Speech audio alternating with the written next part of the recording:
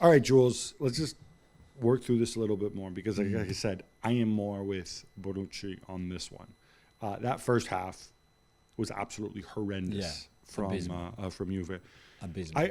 I feel for Vlahovic. Vlahovic was poor, but when he looks around and he says, where do I get the service from? Who's going to get me the ball? There's no Locatelli in this game either. Obviously, they've got the injuries. But again, every time Allegri speaks, he talks about, well, we made a mistake in conceding this goal. And, and unfortunately, we made a mistake in conceding that goal. I'm like, talk to me about what you're doing to create chances at the other end for that big Serbian dude who you paid 80 million for. Talk to me about that. That's why I don't understand what's happening. Like, what do they do every day at training? And I know that you can't train much because you play every 3 days, but still. And I know Allegri doesn't seem to like training or take training session. Like, I don't.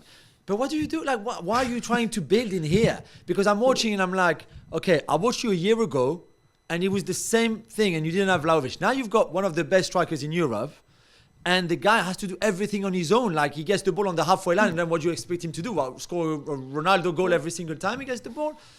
And then what I find even more frustrating, there's some decision. Why taking Kostic off with 15 minutes? He's your best player. He provided a cross for the Bremer goal. Every time he crosses the ball in, and that's why you put Vlahovic and Milik in there, is because the only way you create is by crosses either from Cuadrado or from Kostic. You take Kostic off. I'm like, what's the point of that? Even when Vlahovic gets a free kick 20 yards away from goals, they let Paredes take it. It goes over the bar. I could have told you before he took it that he was going to go over the bar. Van Vlahovic has scored 2 worldies in the same position in the last 3 games or something. And of There's course, a lot of things they do that doesn't make sense whatsoever. Yeah, so the Paredes one, they said, well, no, but it was from the wrong side for Vlahovic, so we had Paredes take it. Central. Honestly, I know you like Paredes, you're bored from Paris Saint-Germain. Like, already seeing him, like, whoa, what does he add? What does he add? Is this like having like bad Emre Can again at the end? He can pass the ball. But then the mistake he made on the penalty, the second goal early on by missing the ball is just crazy. But they played 3 at the back against Paris Saint-Germain. And there is a school of thought that says, well, wait a minute. Kostic is a wing back. If you try to play Kostic as a winger, it's not the same thing. Yes, you're wide, but you're getting the ball in different situations. You're further up the pitch. You got to do more one-on-one stuff rather than just running with it and crossing. Why not go 3-5-2? Completely. Kostic on one side, Cuadrado, and then worry about it later when Chiesa comes back or whatever. I mean, even Di Maria, you can just play Di Maria through the middle if you're determined to play Di Maria. Yeah. And he's not there right now anyway, so neither is Chiesa. No, and you can, and admittedly, 3-5-2 means that you have to play 2 strikers, but then whatever.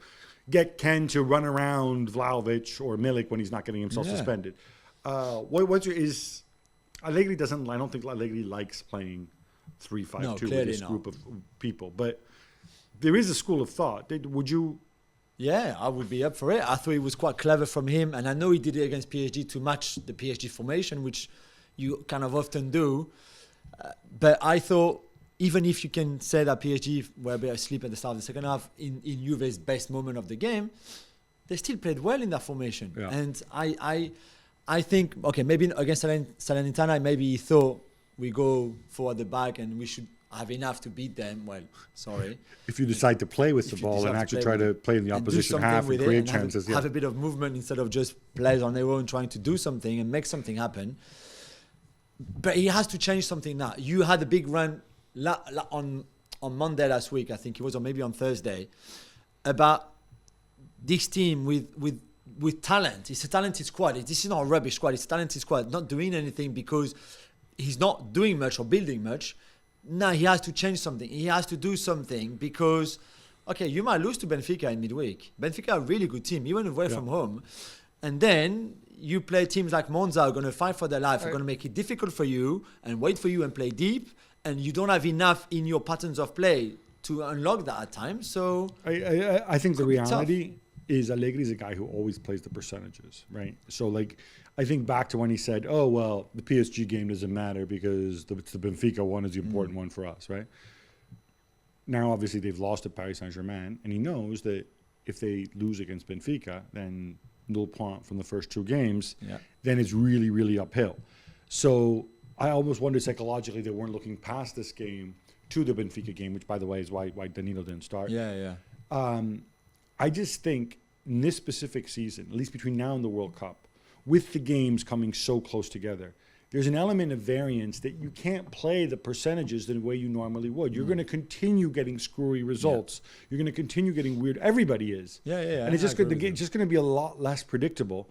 And look, Juve fans, I'm going to end on a slightly silver lining because I don't want to be too negative. Obviously, and look, salvage a point. So there's 2 points here. One, I have a friend who's a Juve fan. He said, well, actually, I'm glad that the goal was disallowed. Should have been disallowed. And I'm glad because if the goal gets disallowed, Allegri goes out and he starts gloating and says, you see, you guys, fino alla fine, until the end, we're the Juve DNA, blah, blah, blah. And then everybody kind of buys into this, drinks the Kool-Aid, and doesn't realize how terrible they were in the first half. And the other thing is, we got to see Fagioli. A bit of Fagioli, a bit of Miretti, a bit of Sule, who's not the giant German. It's another dude, spelt differently too. I want to see these kids play. I want to see these kids. You spent all this money on your youth academy and your under 23 team and this and that. Finally, they're even getting on the pitch with Allegri, and that I think is important. Yeah. Thanks so much for watching ESPN on YouTube. And for more sports highlights and analysis, be sure to download the ESPN app. And for premium content and live streaming, subscribe to ESPN Plus.